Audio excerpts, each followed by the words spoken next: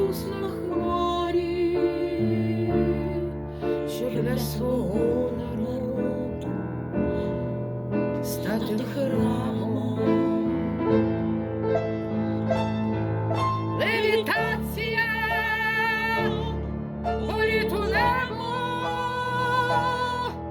пересилює земне тяжіння. Для польоту мені крила треба, дух високий і чисте сумління.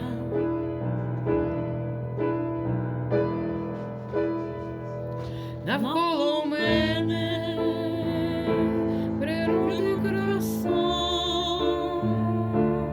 та найкрасивіші завжди небеса, там ангели і сонце, і сяючі зорі, і всесвіт безмежний і прозорий. Левітація, політ у небо, пересилює земне тяжіння. Для польоту мені крила треба, дух високий і чисте сумління.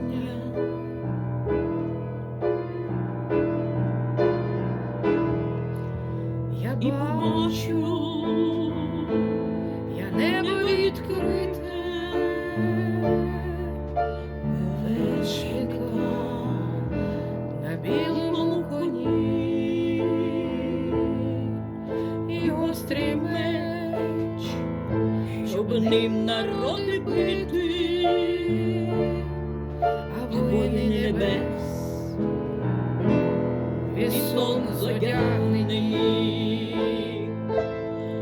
Левітація, політ у небо, пересилює земне тяжіння. Для польоту мені крила треба, дух високий і чисте сумління.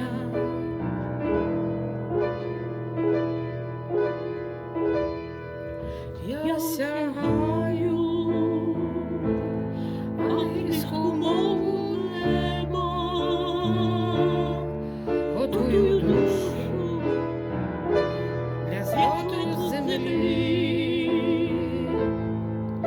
Ісус, я формую характер під тебе, я музику чую, світлі ноти твої. Левітація, політ у небо, пересилює земне тяжіння. Для польоту мені крила треба, дух високий